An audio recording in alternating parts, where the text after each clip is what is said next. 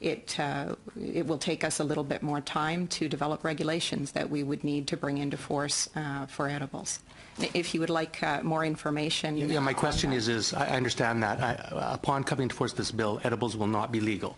I understand that the bill contemplates future legalization, but am I correct that it will not be legal? The day after this comes into force, I can't go buy edibles, can I? That's correct. Thank you. My question was, what percentage of the market currently is taken up by things that will still be illegal upon coming to force of this bill? Does the government not know?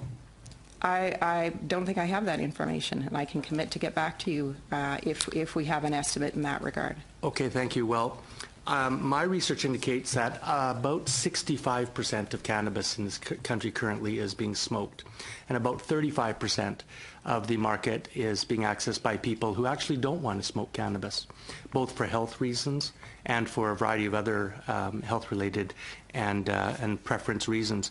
So if one of the purposes of this bill is to bring illicit black market products into the licit regulated market, I'm having trouble understanding how it will achieve that if we still leave to the black market 1/3 of the products that Canadians are currently accessing, and I'm advised growing, by the way, because people are seeking to move away from smoking and they prefer to ingest cannabis in healthier ways.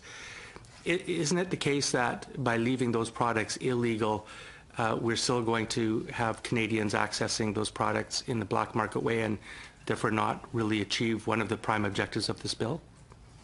So thank you for the question. I'll perhaps start and then turn to my colleague, Mr. Costin.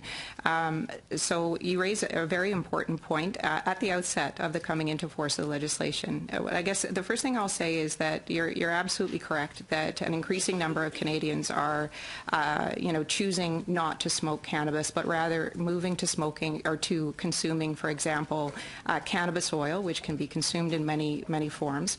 I should clarify that Canadians would be able to consume cannabis oil in the form of edibles. They could bake it into goods as they do now. People create butters at home and things like that. There is a provision in the legislation that that would prohibit people from using dangerous solvents to produce those edibles at home. So people would have the ability to consume it in healthier ways. Ask you a question about that, because I'm curious about that. You indicated that one of the purposes of the bill when you went through our Clause 7 was to provide Canadians with regulated, quality-controlled cannabis. How is leaving Canadians to bake their own edibles in their own kitchens with no quality control whatsoever? And I would imagine that some of those products are going to get out of those kitchens and be shared with neighbors, etc. How is that giving Canadians quality-controlled cannabis as opposed to regulating edibles and other products like the task force actually recommended this government do? Thank you for that question, Mr. Chair. I think it's important to recognize that that it will take time to be able to have all of the regulations in place to implement this legislation.